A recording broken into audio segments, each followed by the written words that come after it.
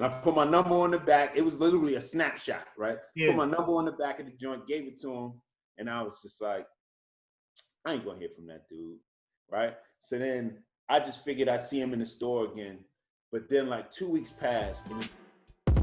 Welcome to the Build, Tell, Sell podcast, where we have behind-the-scenes conversations about the art of brand building, marketing, and sales strategies with creative industry insiders.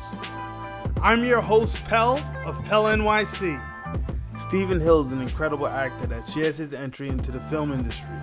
In this episode, he explains his journey to the silver screen and how he reprised the role of the iconic TC on the new Magnum PI. I suck at intros, so I mean... It's like I'm talking to an actor, so I feel like my shit got to be extra sharp. All right. Yo, Steven, thank you very much for taking the time out of your day out there in sunny Hawaii. Were you on the Big Island? Which island are you on? Nah, everybody says that. Island, everybody knows. Yeah, I don't even know which one is the Big Island. Huh? No, the Big Island is Hawaii. That's the name of the Big Island. But okay. I'm in Oahu. That's where Waikiki and Honolulu is. Gotcha. In Oahu. Once again, I have shown my geographical ignorance. Thank you, New York. Nobody really understands. Got you. At least, but you do know that Hawaii is in America, though, right? A lot of people will be like, "Yo, so what's it like?" I know. Like, what's it like living abroad? Nah, I know that. I used to work with someone who's native to, Hawaii. My homeboy Randy. Chee-hoo! Yeah. Oh, you know Yeah. So, he was put me up on pigeon and the power of this delicacy known as spam, right? So. Oh, they love spam. Yeah. I don't eat pork, so I don't do the spam. But they love spam musubi. They call it. It's like masubi or whatever, and it's like rice spam wrapped with a seaweed. But I found this one. There's a grocery store that makes it with chicken, or it makes it with like shrimp or whatever. So I go to that grocery store and I get the chicken. The chicken masubi is good. That's my move right there. Well, for those that don't know, you're on the remake of Magnum PI, your TC, military, flying in choppers, getting busy. Yeah. I've known you for a long time and watched, parts of your trek into acting, and you've had a road, and I'm very thankful that you're taking your time out for this. So So just tell everybody, like, how did you actually get to become this character on this show? Like, what was your immediate road to get there? How did they find you, or you find them, or what have you? From what I was told, they had looked at they saw 100 people for this role. Wow. They said I was the toughest character to cast, I guess, maybe besides Magnum himself, because I know Jay I think turned it down a few times in the beginning, and then I wasn't in no position to be turning down no roles, you know what I'm saying? I got this call. I had already booked another show on NBC called Manifest. Okay. And I was supposed to be playing an airline pilot, the co-pilot of this like Jamaican airline, and I was shitting bricks because I'm like, damn, I gotta learn the Jamaican accent. And you know how people from the Caribbean, how you think you killing it, and they be like, yo, you sound ridiculous, son. You know what I'm saying? So I for that audition, my boy Jamie Lincoln Smith. I like to shout out all my actor friends when I do that's what's up. But Jamie is a dope vocal coach. he's one of my dopest actor friends and super talented dude. And he's actually Jamaican, you know. So he grew up, his pops is Rasta, you know what I mean? So he just transcribed it for me. Like he did, I just like could listen to whatever he said, and I said my lines. And I was like, now I gotta really learn this shit because I ain't gonna be able to go to him all the time. So I booked that. We did the table read, everything, and it was a possible recurring role, right? I was like, I don't see how it can't be recurring though, because the whole show is about this airplane that goes missing. So I'm like, eventually they're gonna run out of stories and shit, you know, because they interviewing all of the people on the airplane. So I was like, I gotta come back. So I was really excited about that role. But then I got this last minute audition. They were like, oh, we got an audition for you. And I was like, yo, I already booked the joint. They were like, no, just go in, you know, so you can meet the people at CBS, blah, blah, blah, blah. I'm like, all right, cool. So I'm like, damn, I'm gonna know ink. I'm gonna know printer. Shit, I'm just gonna sit here and learn these lines, right? So instead of going like looking for the ink and the printer and all that, that would have ate up my time because the call for the audition was 11 a.m. So I get this 11 a.m. call. Then the audition was at like 5 that afternoon, right? Midtown, CBS. So I would go over these lines and I'm like, I'll just get the sides when I get there. I get there and there ain't no sides, right? You know, there ain't no, those sides are like, I don't have none like handy, but basically they are like little, when you get them on set, they're like little miniature versions of it. But when you're on an audition, it's basically just the screen, the scene, right? The lines for the scene. So I get there, and I had been going on a bunch of auditions. That pilot season, I was going on a bunch of auditions. I had changed like my agent. Shout out to Great Talent, and shout out to Kathy Cannon, my manager. And they would get me in a lot of doors that unfortunately my previous agent wasn't getting me in, right? I stuck it out with the wrong agent for a very, very long time. So I was getting in all these doors, and you see the same people, you know. It's like they bring in types, right? So I see this one brother that I see all the time, and I don't want to say his name because I don't want to be like, oh, I didn't get the role type of shit. You know what I mean? But he got there and he was like, oh, you need sides? And I was like, yeah, I need some sides. They don't got the right sides printed out. And he was like, yeah, I know. But he was like, I got them all.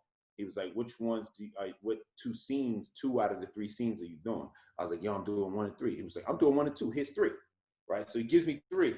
And this dude is one of the cats that, like, I don't know how people do it, but he doesn't make no marks on the sides. He only did the character name. That was it. And I was like, oh, these clean sides is perfect, right? Because I come in with different colored markers and I'm changing. My sides look like, I tell people, my sides, when I'm studying, look like an old grandmother's Bible. You know what I'm saying? Like I got stuff written on the side. I got yellow over here, orange over here. You know what I'm saying? So he gave me those joints. I was studying those, made my little marks. Then he came out from his audition, gave me the other one. I studied that, boom, boom, boom, boom, boom.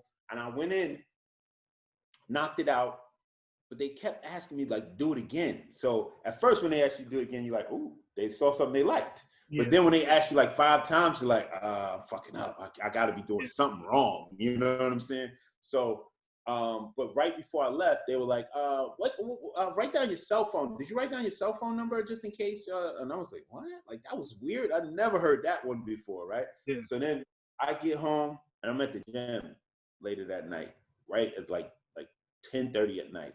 And I remember saying to myself, like, why they bring me in for that joint? That's a huge role. Like, they knew they wasn't going to catch me on that. And then I stopped myself in my tracks and I said, why not me? Yep. And I literally left the gym, opened up the door, and I get this call from my agent. And they said, Steven, stay by the phone. We might have good news for you. Right? And I'm like, what? Then my phone dies. I'm like, oh shit! Like, I run home, right? I run home. I put the phone in the charger, and so they call, and I'm thinking that the other possible recurring role is going to be the recurring role, right? I thought that was the news. Like, I totally wasn't thinking about Magnum PI. Yeah. And then they're like, pack your bags, you're going to Hawaii. And I was like, wait, what? Right? So then I was so still like holding on to the other job. Like, I'm like, nah, yo, I'm like, no. No. Did you guys ask permission that I could do this? Can I not do the other one? You know what I'm saying? I was holding on to that little smaller role, and they were like, oh, no. We already let go of that. Don't worry about it or whatever. And I was like, no, you can't be pissing them off. Like, don't piss NBC off. You know what I mean? So then they were trying to get me on a flight within 4 hours. Wow. Right? But because of the time difference, whoever here schedules flights was asleep. Right? So that gave me another 24 hours to at least like run around and get a couple of new pairs of underwear or whatever, you know what I'm saying? And then I hopped on the plane, and I got here on Saturday, just in time for the cast dinner. And then Sunday was free. I studied my lines by the pool at the hotel, at the Modern Hotel. And then on Monday morning, I was on set. Wow. So audition on Friday, 72 hours later, I was on set. Yeah, that's dope. One audition, didn't, but you know, whew, man, I was nervous as hell though. I was nervous purpose because, you know, you can actually book a pilot and then get fired after the pilot. Oh. So wow. You don't want to be like, Mama, man, I'm going to shoot Magnum PI. And then you come home and then they recast that joint and they got somebody else in there. You know what I'm saying? So that's why, you know, you watch certain shows, you be like, oh, wait a minute, that's not Lionel. That's a different Lionel. Yeah. You know what I'm saying? Or like, wait a minute, that's not Aunt Viv. That's a different Aunt Viv. You know what I mean? So nothing is guaranteed, but let me knock on wood, you know. But I was blessed, man. I was blessed. Nah, that's dope. I first met you down in VA, and when you started modeling for RP55. Yep.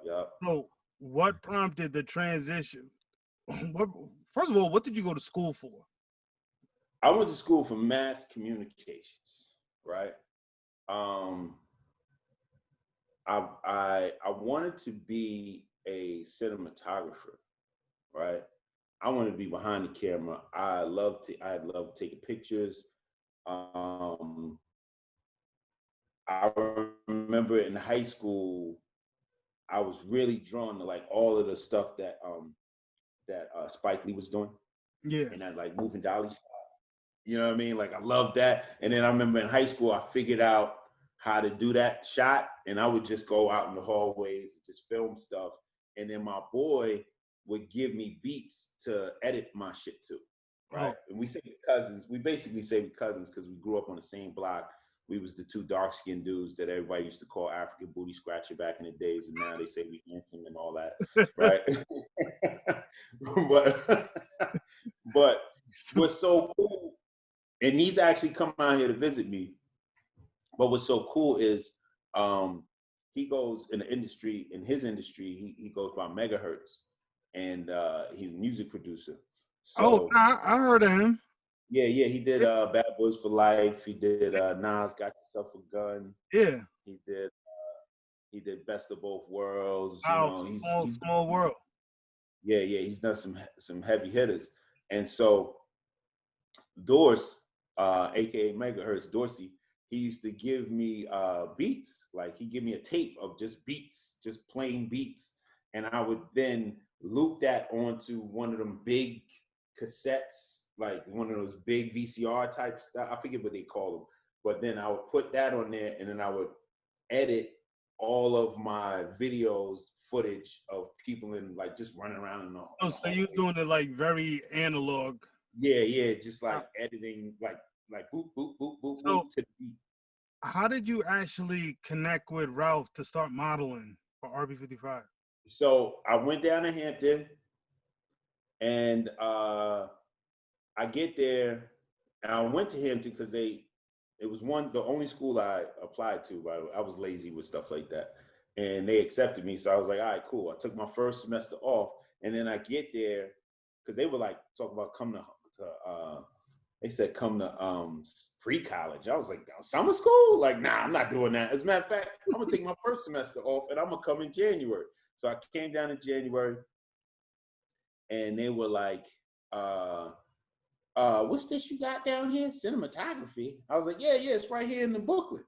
And they were like, we haven't had that for 6 years. Whoa. And I'm like, oh, come on. They were like, yeah, well, I don't know. You might want to think it over. This might not be the school for you. And I was like, what? There's nothing I could do. It was so many beautiful women there. I was like, yo, I'm not leaving this school, man. I can't leave this. This is Hampton's known for that. Yeah. So I stayed, and I decided to do mass media and take photography classes, right? So I thought I would still be behind the camera. But my roommate, rest in peace, my boy Nas, some girl called him. He didn't have a roommate at first. So some girl called him and was like, Nas, what's going on? And I was like, nah, he's not here. This is his new roommate or whatever. And they were like, oh, for real? So then they start playing the phone games. Mm-hmm. Like, yo, come outside. Why don't you come outside? Right? So I guess they just wanted to size me up. And when I came outside, I guess I wasn't ugly or nothing. So they were like, they were like, oh, okay, you cute. You should do the fashion show with us. Blah, blah, blah, blah, blah. Right? And my boy Nas was super shy. He would never do that. They were probably trying to get him to do it, but he would never do it. And I was like, oh, hell yeah. Back then I used to like dancing and shit. So I'd like dance down the runway and all that. Right? So I started doing all of these fashion shows at Hampton. And that in conjunction with, I had my car. Hampton was like, you can't have a car till junior year. I was like, hell no, I just paid all this. I paid my payments and all that. I was like, nah, I'm bringing my car. I'm going to figure out how to bring my car. Yeah. But then they got a job, you could keep your car. You just got to park way out in this lot. They call it Lot 11. So I was like, all right, cool. And I ended up getting this job in a zone with this dude that went to Hampton. He was from Philly. His name was Stephen Kavanagh. And him and Malika Jenkins, right? They both were Hampton grads, and they gave me the job. So I got this job, and I was sitting in there. It was when being outside of the mall wasn't cool. Like, so like everybody was in the inside mall. This was before they started malls that were like kind of. You had like a little strip. You a strip mall, or you just in a standalone store? Yeah, I was in a strip mall, but like across the street from the mall. Right? Yeah. So in the zone, it was like a hip hop store, and we got like no customers in there all day long. Like the drug dealers kept that store afloat. They all came in there. Nah, I know the store, and it was across from the Coliseum. Yeah. So they would all come in there, and they would get Fat Farm. They would get all of the triple X's. All the drug dealers would get the triple X's, and they would just buy out all of the stuff. Right. This was back when Fat Farm had that fleece. I remember it was like the time when they had the fleece. And it was like a bright orange, like hunter material and like brown or something like that. And so they had that. This is when everybody was still trying to figure out if a Nietzsche was NYC or whatever. You know what I'm saying? Everybody was still trying to figure that out. We had PNB Nation in there. We had a bunch of Echo tees. It was like certain cats would come and just buy up all the Echo tees. And this was when Mecca was using Bill Pickett as their like on their hang tags. You know what I'm saying? Remember that? Yo. Well, you worked in retail, so you remember way more than I do. I remember all of that because I was sitting there doing nothing all day. But that's how you ran into Ralph? It had to be. Yo, so Ralph would come in, he would bring the clothes since he was right there in Virginia Beach. He would bring his clothes because he would be, merchandise, and he'd be like, yo, y'all need to put my stuff up front. You know what I'm saying? Blah, blah, blah. Yo, what's going on? You can't have me behind the fat farm. Yo, you know what I mean? So he would come in, right? Yeah, you do it. And the crazy thing is, we used to just talk about dancing all the time. Mm-hmm. In Harlem. You had to talk about Harlem. And he was big on, if I remember correctly, he was big on, he used to talk about house music. He liked house. Yeah. So, and, you know, I was more of a hip hop dancer, but, you know, I knew the people that were like really deep in the house like that, right? So we just talk about New York, Jersey, whatever. And I would just sit there and look at his ads all day. And I just be like, yo, man, y'all put me in one of these ads, bro. And he would be like, oh, man, whatever. And then I was like, no, seriously, man, I'm ready. I do all of these fashion shows. I'm ready to be in these ads. And these girls on campus, they put together their own modeling agency. It was called Vierge Modeling, right? So they had, and I was the guy taking the pictures of everybody. Terrible photos, by the way. Absolutely terrible. I got a box with all of those photos in there. But so it was the Vierge, and they did a fashion show at 2nd Street downtown. I was about to when you said lot 11, I was about to mention 2nd Street. Yeah. So we was at 2nd Street. Wait, let's dial back because we got to give 2nd Street its own moment. So, yeah. 2nd Street, it used to be like a post office. It was a post office, right? I don't know what it was, but I know everybody. It was huge, but it was huge. And that was like the spot for Hampton because you could, if you didn't have a car, you could walk over the little bridge. Walk over that little bridge, yeah. Yes, and everybody was, you had people coming from Richmond, which was like 30 to 40 minutes away, just to hang out at 2nd Street because like was previously stated, Hampton was known for having the females. That's so yeah, because we were like, I think that first year I was there was like 15 women for every guy. One year it was like 18 to 1. It would just be ridiculous, man. It was sick because I was in the military and we used to go there and sneak on the campus and just walk around. Like it was like that was our mall. That's so crazy though. When you told me you were in the military, because I didn't know all this time. I never knew you were military. I just thought you were just this dope artist that brought that. A lot of people didn't know that I was in the military then. It was like military. It was trying to herb dudes if you was in the military. I was like, nah, I'm Gucci on that. Nah. Yeah. Nah, so you was dealing with the makeshift. Let's not say makeshift, but there was a brand new modeling agency. Yeah. Girls from Hampton. And I guess they were repping you, and you was repping them with the photography that wasn't to the caliber that you would like it. Yeah. My photography was terrible, but so what I did was I did that fashion show, and this was back when they was. I hate when I gotta say this story because people think I'm lying, right? This is back when they were like on campus, they were calling me Sexy Steve. I may have to edit the intro and be like, yo, we got Sexy Steve. I almost didn't tell that part of the story. Anyway, you know, so I got like, when you do a fashion show, you get like the crowd response, you know what I mean? Yeah. So Ralph was like, yo, they love you, man. They love you. And I was like, oh, I tried to tell you, man, through all these fashion shows, you think I'm just sitting in a zone all the time, thumbing through Source magazines, you know what I'm saying? So he was like, okay. He was like, you got any photos? And I didn't have no photos that day. This girl I know gave me a photo that she took of me. Yeah. And I was like, I got one right here. You put your number on that. And I put my number on the back. It was literally a snapshot, right? Yeah. Put my number on the back of the joint, gave it to him. And I was just like, I ain't gonna hear from that dude, right? So then I just figured I'd see him in the store again. But then like 2 weeks passed and he gives me a call. He's like, yo, you ready? We're gonna shoot this weekend. And I'm like, oh! So then I'm like, it had to be one of them weeks where you feel like, damn, I've been gaining my little freshman 15 or whatever.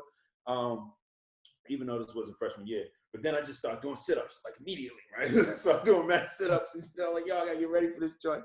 And I was super skinny back then, but you know, body dysmorphia or whatever. So I was like, all right, cool. So then on that weekend, I show up, we do the photo shoot. Ralph did me crazy dirty, gave me like $100 and took me to, I'll never forget, we went to Burger King and I had the long chicken sandwich. You remember the long chicken sandwich?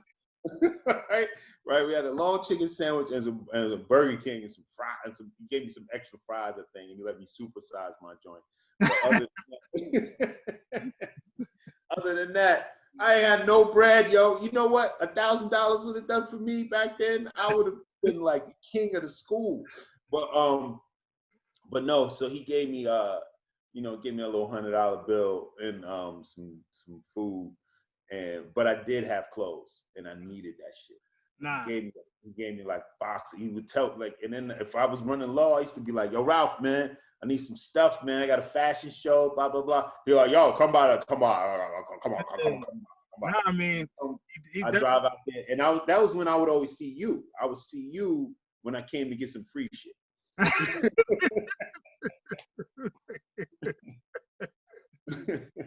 does it feel to have to represent such an iconic character?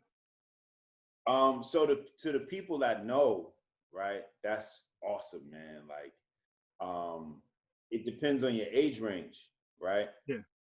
If you know, first off, shout out to my little brother, Darren, that sent me this hat with TC and the Jackie Robinson emblem on the side. Yeah, so if you, back then, there was only a few channels. You still used to change the channel like that, like go up to the knob, right? Yeah. Yeah, turn the knob, adjust the little antenna, the coat hanger. Yeah, Had a coat hanger, yeah, right, with a little foil on it, yep, right? Yep. Your knob was missing sometimes, so you had to borrow you had to borrow the UHF knob and put it on the other. Or sometimes you had a plier. Yeah, sometimes you had a plier, right? And it was probably in the kitchen with some grease on it. It had grease on the side, right? So damn, that was very descriptive. That I could do some descriptive writing. Yeah, so back then you didn't really realize that you only had a few channels because that's all you knew, right? Yeah. But what we really didn't have was action heroes, right? We had a lot of Black comedy, right? There was, Sanford and Sons, the Jeffersons, What's Happening, Good Times. Even like the comedies that only had one Black dude, like Benson, you know what I'm saying? Yeah. Like, you had him. Was that the name of the show? It was Benson, right? So I guess it was really Benson. Good Times, like it was all in comedy. He started with Soap, and the spinoff was Benson. Yes, he did. Damn, way back. Damn, totally forgot. I used to watch this with my grandaunt. Yeah. So it's funny now. Remember you said that. Yeah. Watch it with your grandaunt, because that's what's going on now. Because the people that I walk around this island, and people are like, oh, I don't have a TV. So I literally get the people that used to watch the old show, they watch the new one, and then I get little kids, right? And I figured it out. It's basically the little kids that are being babysat by their grandma and grandpa. So it's like the bridge. But in the middle, like that's a weird demographic to grab. You know what I'm saying? But we got those people watching it too. And then the show is doing really, really well abroad with a top 10 show, network show. Congratulations. We get like 7 to 10 million viewers a week, just domestically, and then internationally, like we've been like number one show in several countries. So we're doing really, really well. I feel really blessed. And again, back then, the only like action heroes, Black action heroes was Mr. T, TC, mm-hmm. And then I don't know, maybe LeVar Burton, and him doing the Star Wars stuff. I mean, not Star Star Trek. Wars, Star Trek. Yeah. And then Geordie LaForge. Yeah. Oh, and Avery Brooks. Yes. Right? Because Yeah. Avery Brooks was on he was on Spencer for Hire, right? Yeah. And Spencer, whenever Spencer couldn't do something, he would call in Hawk, and the Hawk was the man. I remember the Spencer for Hire episodes with the Hawk on it, but like, like it's about to get down. Yeah, you dialed in. You had them. Oh, and then you had Tubbs with Crockett and Tubbs on my. Right? But other than that, it really wasn't a lot of black dudes doing any kind of action, nothing. You know what I'm saying? Yeah. So now we are a little bit more spoiled.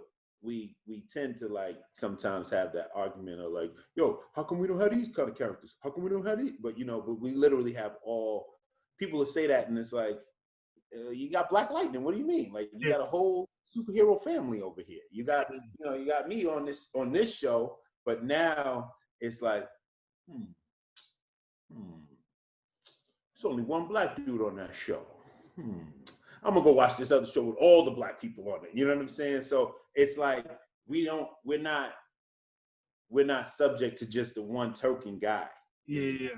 Now we can have a whole show with just all black people, and they're still doing like doesn't have to just be comedy. You know what I mean? But either way, it is a blessing playing this character. You know what I mean? Because I feel like it's a superhero. I'm basically playing a superhero that doesn't have projectiles coming out of his. I feel you on that. He definitely was a standalone character on that show. Like he had a great storyline. So does yours. Like they built him out. How is your relationship right now with the original TC, Roger Mosley? Roger E. Mosley. Oh, he will correct you. Roger Mosley, just so you know. Okay. He's a super militant brother, and based on a lot of the books I read, I'll probably end up being a very militant brother by the time I get to his age as well, because I can see myself on that trajectory sometimes. So we really hit it off. I wanted to reach out to him right away out of respect and just like, kind of get his blessing for playing the character. Even, I was just hoping that he was going to be cool, and he was cool. And then he's come out here and shot the show. Yeah. So we got to hang out. We hung out in LA once, so him and his wife are super cool. She calls me TC2. She calls him TC1, and she calls us 1 and 2. So yeah, they show me love, man. Actually, that's the name hat that you put on the joint you drew. Oh yeah, that's the one he would always wear that in the show. So I actually probably gonna wear one of those hats this season too, by the way. So you had told me about his character in Kwanzaa, which I thought was pretty amazing, on how he had like put Kwanzaa on his back and helped to spread it out to the world. Can you just quickly like recap that? Yeah, so it's basically back in the days when they would have like Christmas and Halloween episodes and stuff like that. He was like, yo, nah, my character, I see my character celebrating Kwanzaa. And this was like, nobody really knew what it was back then. And it was like, Kwanzaa, like in, pretty much a show with white writers. They were like, nah, we never even heard of that. Then they looked it up and they saw that it was actually a thing. And they were like, okay, so we'll put it in the show, right? And this is him being militant. This is his story. I hope I ain't messing up his book or something like that.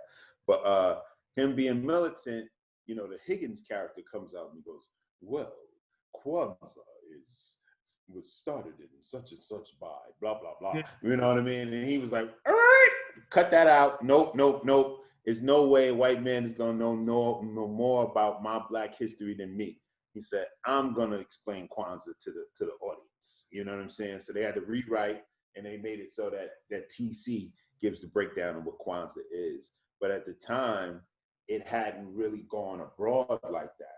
Yeah. So this show being an international show that like, and I mean, we in the top 10 and we get like 7-10 million. Back then they was getting, because it was only a few channels, they were getting like 30 million viewers. Wow. You know what I'm saying? Every Monday or whenever they came on, they would get like 30 million viewers. So that's a lot of people that heard about Kwanzaa through him. You know what I'm saying? So somebody should give him his props for that. No, I mean, you just did. Yeah. That's actually, that's amazing. That's It is. Yeah, when you told me that, you kind of blew me away by that. I was like, wow. But it's very easy to see how him being on that show and then bringing that out to the masses, like that becomes like this, it's like a PSA automatically, right? Yep. And it's very digestible by the audience because this character really represents that. So it seems very real. You know, that's dope. And so now he's also your barber on the show, keeping you fresh. Yeah, he plays a barber named Bookie. That's what's up. Barbershop. They built out this awesome barbershop. It really looks like an old school barbershop too. It was dope. And then they had like all these little Hampton little hats and stuff like thrown out through the barbershop, which was cool. And you know, in the second season, I established 100% that my character went to Hampton. You know, oh, that's dope. Yeah, played football in Hampton. That's dope. It starts like the scene starts with the Rick character throwing down an old Hampton photo of me, right? So of me like with the football, like just chilling like this, right? So he was like, "Oh man, can I get your scene?" I'm like, "Whoa, I ain't seen this in a minute." And I'm like, "HU, baby," you know what I'm saying? Like, so, and he's like, "Give me your signature," and I signed it because there's a whole storyline of like me being drafted, me going to the NFL but never really getting no playing time because I was the last person to get drafted. They call that the Mr. Irrelevant. You know what I'm saying? So I was the last person to get drafted, and but I went to Hampton University, so I played football for Hampton. That's a great way to bring the story back to life. Yeah. So, I've watched you. I mean, one show in particular, one film in particular that you did. I forgot the title of it, and you was explaining to me like the method of your acting, and you was breaking down how Robert De Niro did the same thing, where you like look at a particular animal and take on the characteristics of that animal, and you interpret and you personify that through your character. And you was showing me how you were walking and lurching like a bear, very slow and sluggish. Yeah. And I never knew that so much actually goes in, even when you were just talking about the sides and all of this stuff. Like, it sounds like so much goes into acting. And me being from the outside looking in, you know, I take it for granted. It's like, this guy's doing whatever in front of the camera, and a lot of people probably say, "Oh, I could do that too." It seems like it's a lot. What are some of the difficulties that you've had in this industry in general? The difficulties? Yeah. Just getting work, man. You know, I spent years and years and years and years trying to get work. And then what happens is things happen out of time, right? So you'll get like, the first thing I did was like Law and Order. I had a couple of little one or two lines on Law and Order, right? And so you do the Law and Order, but then you don't work for another 6, 7, 8, 9, a year, whatever, right? And then so that Law and Order comes on TV while you still working at B. Smith's trying to, you know what I'm saying? Or you working at Carmine's, you know, asking people how much the chicken parmesan they want. You want some? Let me twirl your spaghetti for you. You know what I'm saying? Doing that, and they're like, "Yo, you was just on Law and Order," and you're like, "Yeah, I know. That was 6 months ago, and I haven't worked in a while." Yeah. So, you want some more calamari? You know what I'm saying? Like, so that's a very difficult thing in the industry. So but the whole time I was never at the point of no return. I don't think. But also, what about like improving your craft? Because I know that you also, how did you learn how to act? I studied with a woman named Susan Batson. When I was at Hampton, I was doing all the modeling. Then I came out of Hampton, came back to New York, and was still modeling a little bit, but all the clothes changed. Oh. All that RP55 stuff was super baggy. Yeah. And like it was a switch. Yeah, like Bill. John and all of that started coming, and it started to like, everything was cool, but then things got real slim and it got couture all of a sudden. Everybody was talking that couture, right? So then it was like, oh man, I can't fit none of these clothes, you know? So I was like, what do I want to do though? I don't really like this modeling as much as I did when I was at Hampton, because it was like, you get so much love at Hampton, and then you come up here and it's just like, it's not the same. Yeah. And I think the last real fashion show I did was Miami Beach. I would just happen to be in Miami Beach in 2001, I think. And they were having that first urban fashion show in Miami. And I ran into Ralph. And Ralph was like, yo, you need to come do the fashion show. And so I was like, all right, that's dope. Like, let's do it. Like, cause I almost got booked in this Outcast joint, but they didn't book me. And then Ralph had me as the first model to come in and the first model to leave, like, which was dope. And then he walked out with me at the end. And I remember it being this Indian head, this denim vest with an Indian head on the back, stitched in. I wonder if he still has that. I would love that joint. But, he probably does. Yeah. So I still got some stuff. Let me ask you real quick. Did you draw the T-shirt that had a little kid on a tricycle? No, that wasn't me. That was Thad. That joint is one of my favorite. I still have that T-shirt in storage. Yeah, I believe Thad either Thad drew that or my man Rep drew it. One of them drew it. Yeah, I know what you're talking about though, but I didn't draw that.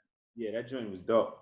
Damn, I should have said that I drew it for this, right? Like, yeah. It would have made it like so much better. They would have been like, oh yeah, whatever. Yeah, I'm like, yo, but I had to do it for the podcast. Like, yeah. So we keeping it real. No lies here. Yeah.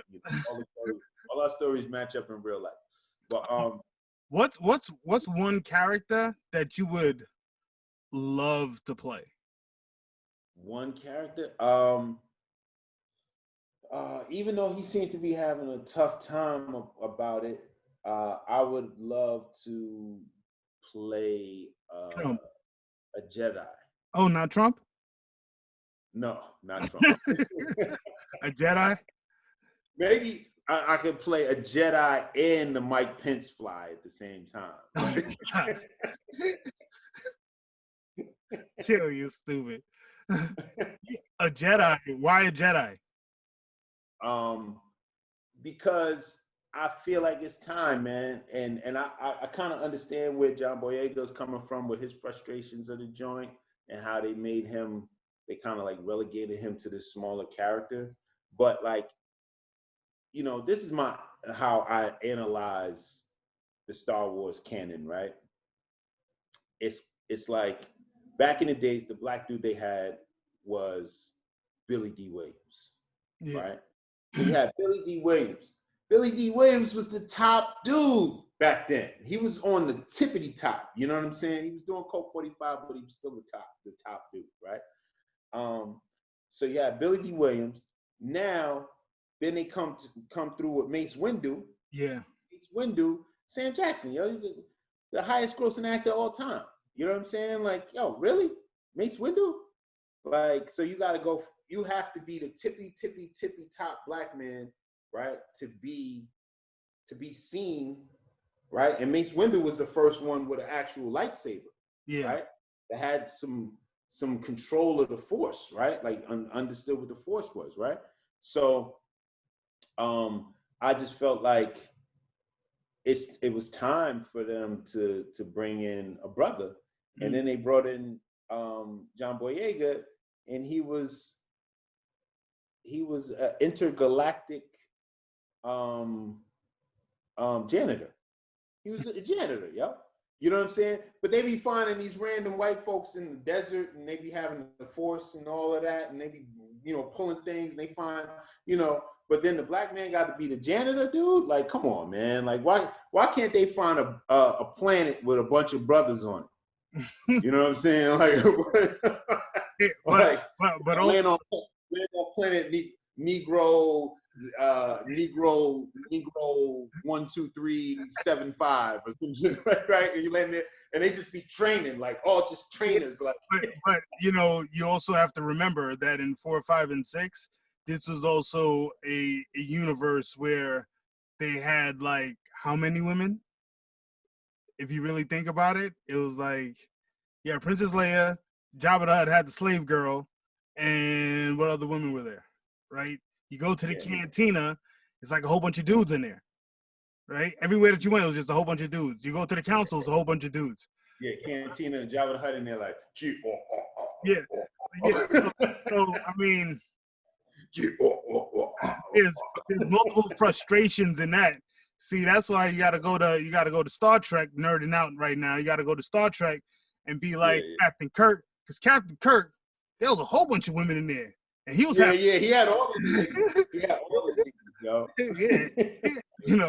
Yeah, but it's just like, can we get a brother that's not the voice of the bad guy, or like in the case of Avery Brooks, they gotta have like mad wrinkles in his forehead and all of that. You know what I'm saying? Can we just get a good looking brother with a smooth brother with a lightsaber? That's what I want to do. That's the goal. I mean, you put it out there in the universe, and or we could throw in some more Marvel stuff. I am in the Marvel canon, kind of, sort of, a little tiny bit, because in Luke Cage. Yeah, Luke Cage, you was there. Yeah. Just to get a rep. A small thing that some people might not know. And at least in the episode in season 1, every episode song is a song against our joint. Yeah, I knew that. Yeah, they did that in season 2. Huh? They did it in season 2, but I don't know. It was somebody. I forgot what artist they did, or if it was various artists, but I knew that Might have been like Tropical Quest or something. I don't know. Maybe, but I also thought that was really dope, the way that they did that. So I love my episode song too. So my joint was just to get a rep. Nah, just to get a rep. It's out the tag. I mean, come on, man. Their whole discography is hard body. Like those beats for then, like you could pull out the Wick right now, and joint still. A joint is But Cheo, to bring it full circle with Magnum, Cheo, season 1 was he would hit me up. It was funny because I had to crash the you get respect when you get to a certain, you book a certain role, you get a little bit of love. Because me and my homegirl Ninja DeVoe, dope actress. I told you I like to shout out actresses. We did this. You're supposed to do that. Yeah, we did. I met her on the set of Luke Cage, but then we did. She did this other joint for me, Tales from Shaolin. I got the poster over there. So she did the Tales from Shaolin joint, and so on that, on Luke Cage, we had to crash the rap party because we wasn't invited to the rap party, so we crashed that. You know what I'm saying? But then when I booked Magnum, Cheo hit me up and he was like, yo, love the show, man. It's ridiculous. It shouldn't be that good. It's so good. You know what I mean? He loved it. So I was actually trying to hook him up as the showrunner of that with the showrunner that we had for Magnum. Lane Club. He's not the showrunner now, but he was our showrunner. But I'm still linked the two of them up, man. It's dope to be, the bridge between two dope showrunners of shows that I really in general, just being the bridging the gap between dope people. I mean, your network, I love that. And especially when it's genuine. It's not like, oh, I'm doing this because I'm looking for some type of reciprocity. When you're doing it when it's genuine, listen, man, you never know who's going to wind up giving you water further down the line.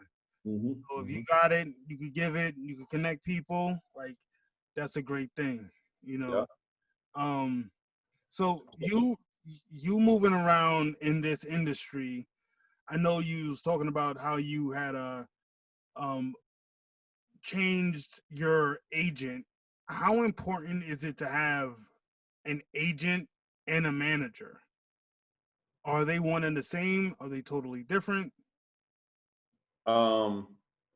Well, for me, I had an agent for a really long time, and I was really about to quit. Like, I was just like, yo, this ain't, you know, chasing this little one role, one line here, one line there. And I had booked this Lewis and Clark joint and went to Canada, was shooting that. And yeah, I remember that. I was supposed to have a big break. Yeah, and it didn't come out. York character, the only black man that went on the Lewis and Clark expedition. And then it didn't come out. Like they stopped in the middle of production. They spent like $40 million and then they halted production. And they said we were gonna come back and we never went back. So when that happened, I was just like, I was super depressed when I came home, man. You know, cause you leave, I came down from my crib in Harlem, and I'm like getting in they send you send the limo for you, and you get in the limo, you get in a nice car, and they take you to the airport, and then you come back and you like, yeah, we didn't finish shooting that. Like, yeah, my big break probably didn't happen. You know what I'm saying?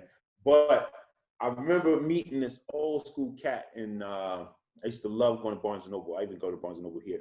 There's only one on this island. But on 14th Street, I wish I remembered the actor's name, man. I hate telling the story and not knowing his name. But I remember seeing him in a bunch of stuff. And I was like, yo,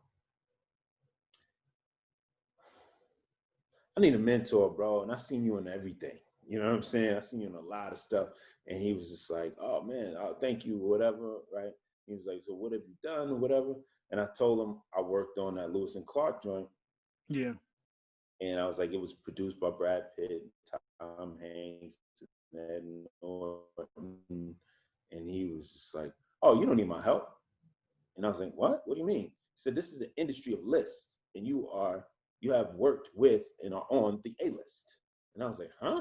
And he was like, yeah, you don't just get off that list because it didn't come out. He said, those people vetted you. You know what I'm saying? So I didn't know what he was talking about at the time. I was just walking around hurt, like super hurt for not, the show not coming out. And when that happened, man, I was ready to quit. And I was just like, you know what? Instead of quitting, let me just tell my manager my agent that I'm gonna move on and just get a manager. So she was upset, didn't talk to me, nothing. I was like, damn, I gave you 7 years of my life. Like, damn, you're not even gonna say nothing other than good luck. She literally wrote back in the text, best of luck. I was trying to meet with her in person, and she wouldn't meet with me. I think she could smell that I was gonna move on. And then so she was like, best of luck. And I was like, damn, that's it? I was like, damn, I was too damn loyal, you know what I'm saying? So, but I had this new manager, a woman named Kathy Canner, and then she started getting me endorsed, and she got me my new agent. You know what I'm saying? So it's a smaller boutique agency. What's the difference between what an agent does and what the manager does? The agent is supposed to be a little bit more. The manager is more hands-on. Okay. You'll have more conversation with your manager, less conversation typically with your agent. But for me, since I have a smaller agency, I can have pretty long and informative conversations with both of them. You know what I mean? And do they communicate between the two? Yeah, they communicate. So like sometimes my manager might give me an audition. Sometimes my agent might give me an audition. And I have a younger agent, yeah. But my manager's been in the business for a while, so she still has a lot of connections. That sounds like a good balance, because you probably have somebody that's like eager and aggressive and making these brand new connections, and then you have somebody who's older, they've been around the block, they're contactless. Yeah. crazy long, and they're part of that list, and they've been vetted as well, and they've helped to vet people as well. Yeah. You know? And then throw in the old school, really a lawyer that's been in the game for a long time too, and you got the dream team, baby. Oh, I hear you on that. Yeah. That sounds just like doing real estate. Like, you gotta have a real good handyman, you gotta have a real Yeah, good agent, exactly. you gotta have a good lawyer. You gotta have an electrician. You gotta have all of them. You gotta have somebody that does the roof right. You know what I gotta mean? know them handymen, because if you don't Yeah. got them, Landscaper. You know what I mean? you're about to get taken. Yeah. What are some things that you did that really helped get your name out? Are there any things that you really didn't know about, like marketing yourself, that you wish you would have known earlier about getting yourself outside of getting a better agent or what have you?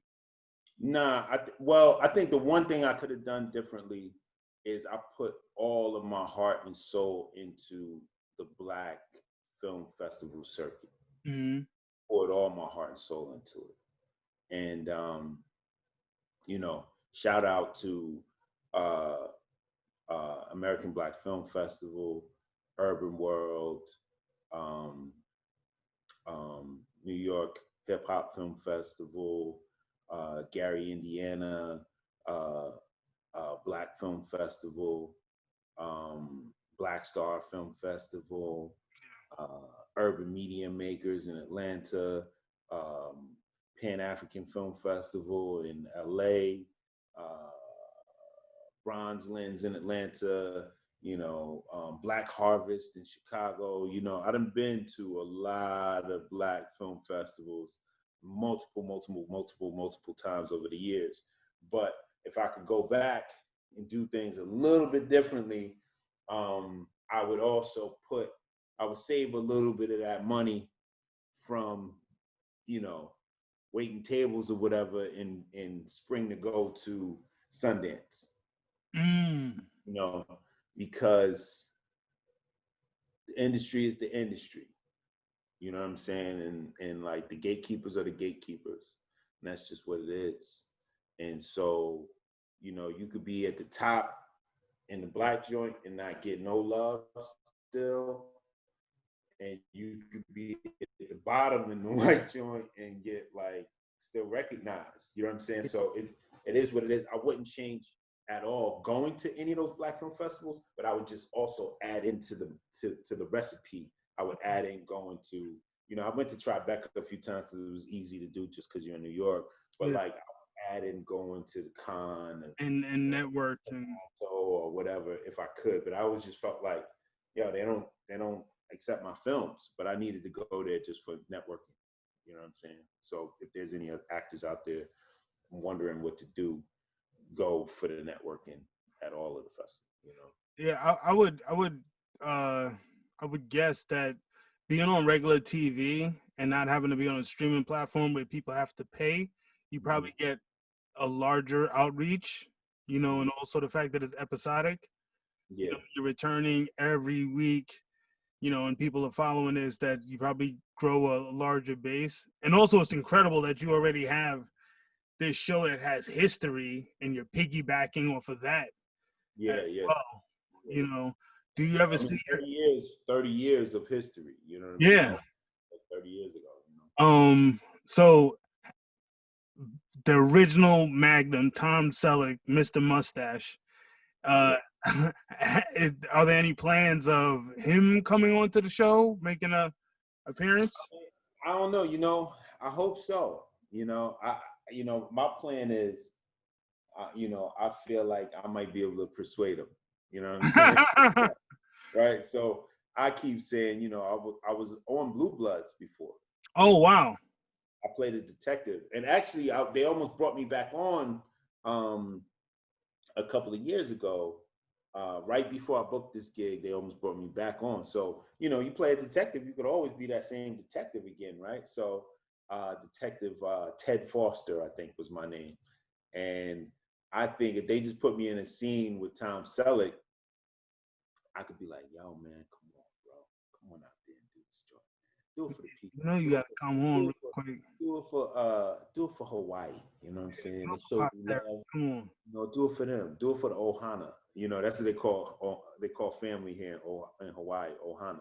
Come on, man, do it for the Hawaiian Ohana, man. Come on out here. You know, I think I might be able to like put a bug in his ear. You know what I'm Hey, saying? you throwing it out to the universe, you know what I'm saying? I know that there must have been talks about it anyway.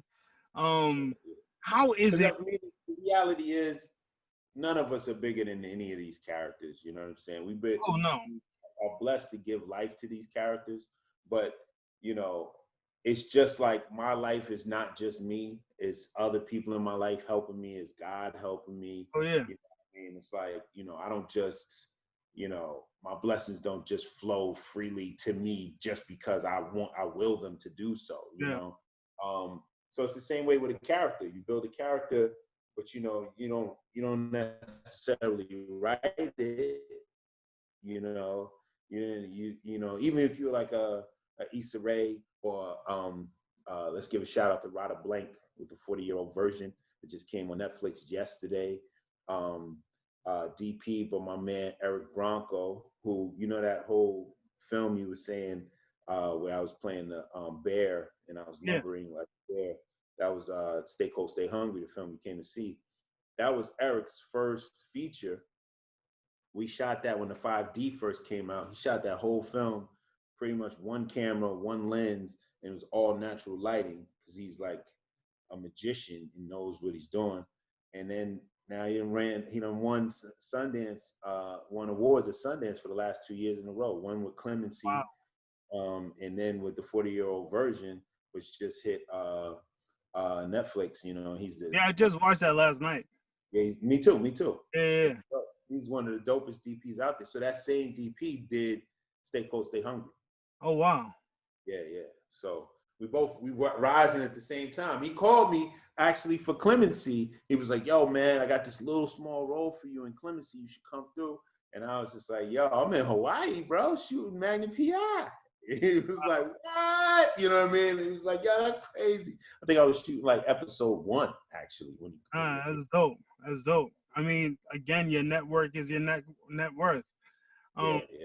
As far as like you opening doors and making money in this, do you see yourself pivoting towards getting behind the lens where you originally wanted to go and, you know, following your career that way as well, or building onto that? Yeah.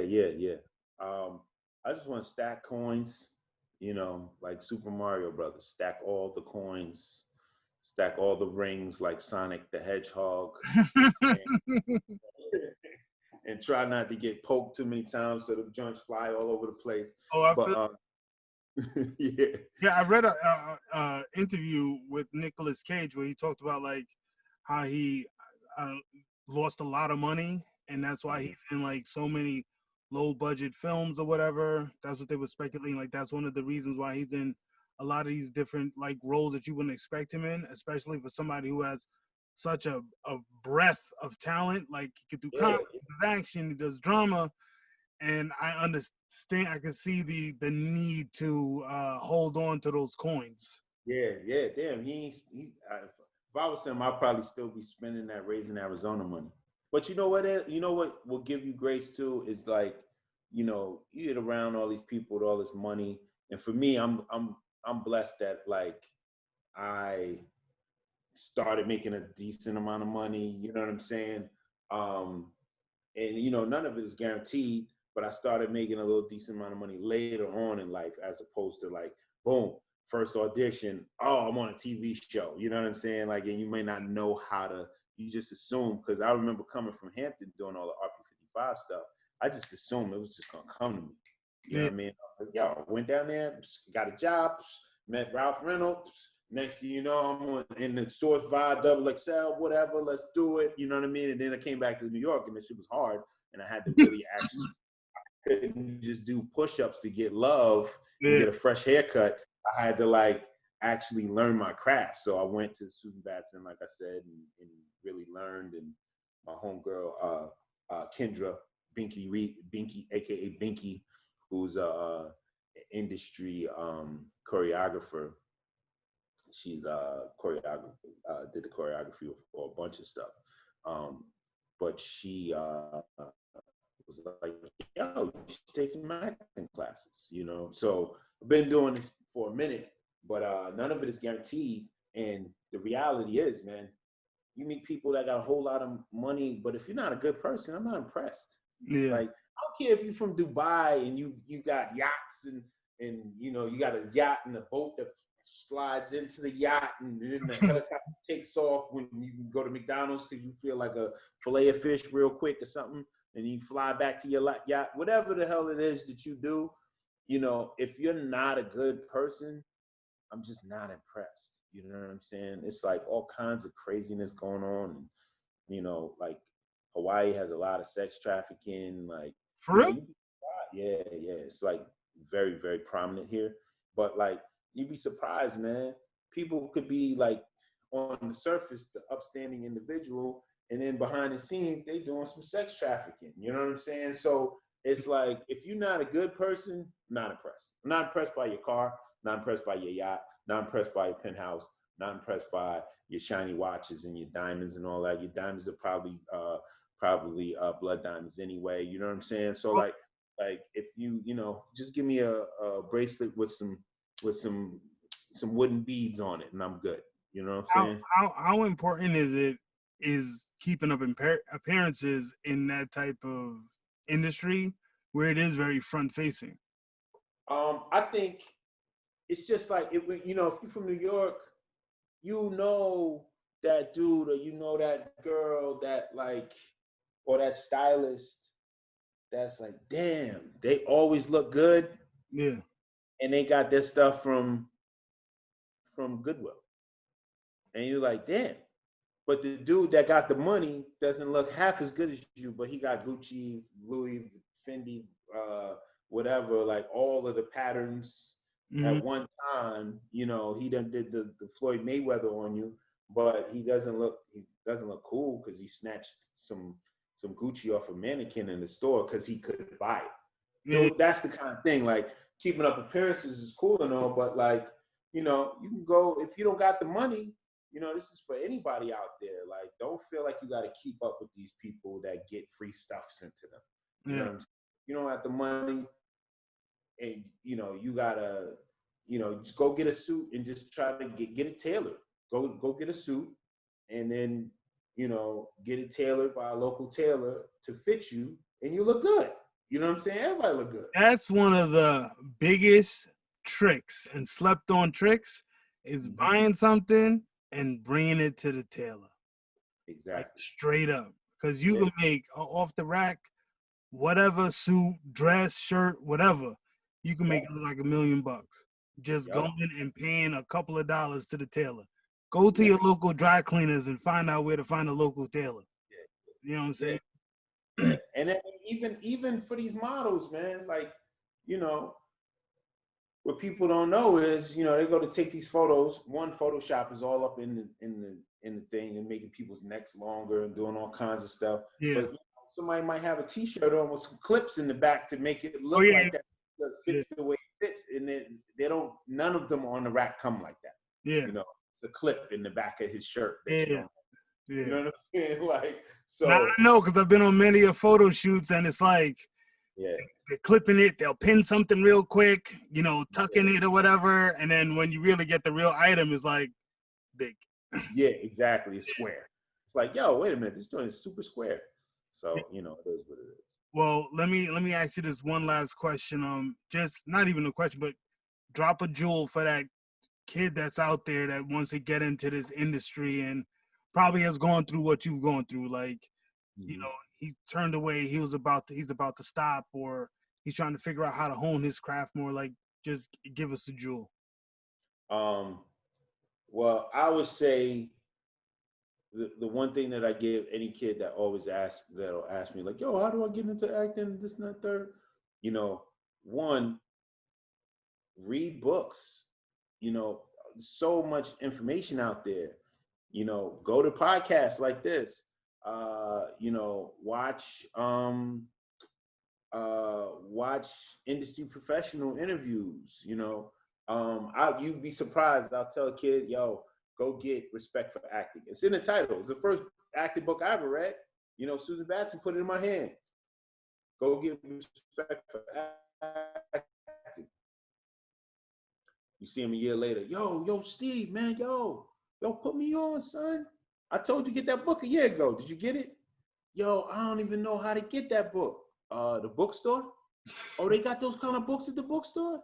Yes, they do. All right, at Barnes and Noble. You know what I'm saying? So like, read, answer as many questions as you can yourself online before you ask like a professional. Because they, like, if you come to me and be like, yo, where do I get headshots? It's like, come on, man, you could have just Googled that.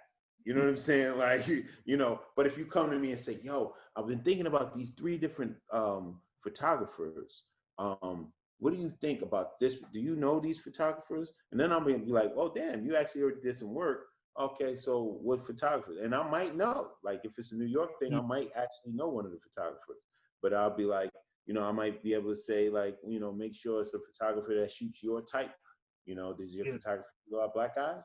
You know, make sure that the lighting is this or this, that, and the third. Or you're a big dude, so make sure they show your muscles in the joint. Or maybe you know, you're a more friendly guy. Make sure your friendly thing, your friendly personality comes out, like that sort of thing. But I would just tell people, first thing Susan Batson told me is going to take 20 years to become an actor. Wow. I was like, what? She was like, yeah, it takes 20 years before you can really tell yourself you're an actor.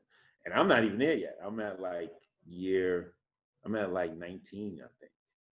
You know what I mean? I'm at like 18. You know, and I booked this at like 16. You know what I mean? So it's just work. It's a lot of work, and it's not super easy. Okay, Alon, there's one more question. All right. It's not even a question. It's more so, tell me your Chadwick Boseman story. My Chadwick Boseman story? Yeah. 42? Yep. That was the other time I felt like I was gonna quit. There's 2 times in this industry where I felt like I was gonna quit. One was the Lewis and Clark thing didn't go, fell through. The other was I did a documentary playing Jackie Robinson that won like some awards on the film festival circuit. And they turned the documentary into a 1-man show. And I did the 1-man show, the Elmont Library in Queens. And I just felt like all things Jackie Robinson were lining up for me. Mm-hmm. And I knew that this movie was in the works. And I remember I thought Spike Lee was gonna do it. I met him in the elevator one time and was like, yo, Spike, I would love to audition, blah, blah, blah, blah, blah. You know, he didn't really show no love. You know, I put together my own press kit and I sent it to Jackie's wife. I sent it I didn't even get an audition.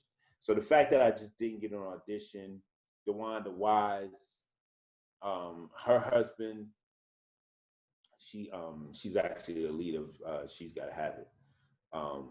Her husband was, you know, Alano Miller. He doesn't look anything like Jackie Robinson. He would be like a Cuban looking Jackie Robinson or something. You know what I'm saying?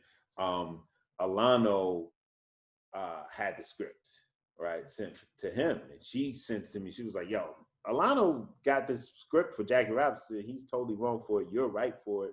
You need to go in. And I never got the audition. This is when like having the agent that could get you in makes sense, right? And I didn't have that. But I knew whoever got it, their career would take off. And Chadwick got it. And, you know, his career took off. And he's, you know, from what I hear, he's a really dope, he was a dope person. And I never got to actually meet him, but he went to Howard, I went to Hampton, you know, that rivalry or whatever. The real HU? Yeah, the real HU. Yeah, which one was the real HU? yeah. So, it's nothing but love there. And it was like a dude like that I just understood. You know what I'm saying? I understood he's a part of my ilk. He's a part of my family. So losing him, it really just sucks. You know what I'm saying? To just lose a brother like that you hear stories about people. If they're assholes, you're gonna hear those stories. Yeah. If they're cool, you hear those stories too. And I've never heard anything bad about him. Everybody that I know that knows him, everybody that knows him calls him Chad. Matter of fact, my boy Jamie Lincoln Smith was the one that called me, and I was walking. I was on this long walk, and I was right by. It was during COVID, and you're not supposed to sit anywhere, whatever. But luckily, I was right by a bus stop, and you can sit at the bus stop, obviously. And I just had to sit down, man. And I was just like, damn, yo. So it just goes to show, man, like nobody probably was at the level he was at, and especially after Black Panther. Yeah, I remember. Iconic historical moments in Black cinema, period. You know what I'm saying? People were dressing up to go to the movie. Oh yes, they were. Halloween, and it wasn't Halloween. You know what I'm saying? Like, no doubt. It was crazy. People remember they were doing like dance routines in the movie theater. Like it was crazy. I went to a theater to talk to a bunch of kids in South Jersey, of like 200 kids they had going to see Black Panther. And it was just because I was like, I'm not in the movie, you know what I mean? But I brought my boy Jeremy Sample, who was a stuntman, so at least I could have somebody that was actually there to talk to the kids. And we talked to those kids, man. And like, I was just happy that I could lend my help to, actually further that cause, man. But, enough respect. And that was our coming to America moment. Like, for real. Yeah. But I also remember you telling me, with the whole Jackie Robinson thing, like whoever got this, that they were going to have their trajectory, because it's like you're doing this biopic and you're going to have this like spotlight on you. And that's why whenever somebody gets something like that, it's super important for their career. Yeah. And especially somebody like Jackie Robinson, who that is actually also great advice to anybody. What made me not quit when I didn't get 42, or at least an audition. I just wanted the audition, right? And I was just like, yo, if I can't even get the audition, to the point, what am I doing this for? But then I read his autobiography so many times, and I was just like, wait a minute, I'm boo-hooing about not getting an audition, but this man lived the life that he had to live. Yeah. He paved the way for people like me. And I was just like, nah, I can't quit because the going gets tough. Like, he couldn't quit. You know what I'm saying? Like, he literally paved the way and couldn't quit. So, it's either, you could never be mad that you can't play an iconic character. Yeah. When it's like, really, it's all about being an iconic character in your real life. That's really, you know what I'm saying? Yeah. So I was just like, I wouldn't feel like any kind of icon, whether people recognize you as one or not. I would feel inadequate if I quit. So I kept going. You know what I'm saying? Yo, well, hey, that is a beautiful note to end on. The note to end on.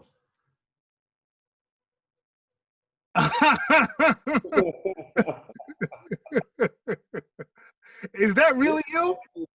This is a screenshot from the show, and I just want to say really quickly that it says Hampton, and I had them change that number to 61 because Hampton wasn't founded in 61. It was founded in 1868.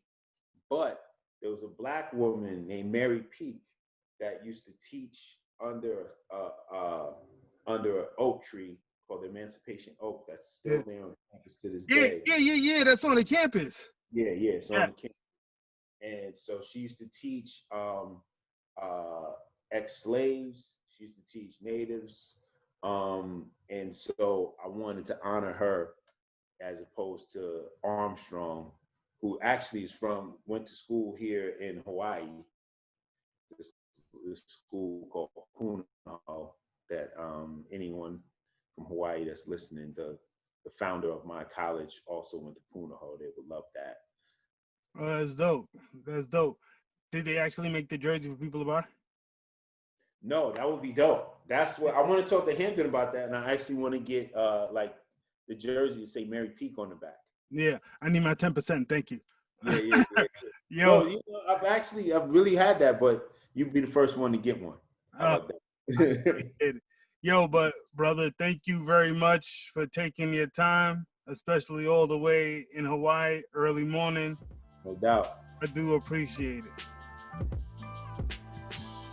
Thank you so much for tuning in. The show is available on video at PELNYC, IGTV, and YouTube, and audio in iTunes, Apple Podcasts, Google Play, and Spotify. Please subscribe to the show, and if you feel so inclined, leave us a 5-star rating, and please leave a comment for your thoughts on this episode, insights, and ideas. And most importantly, please enjoy life nurturing your creativity.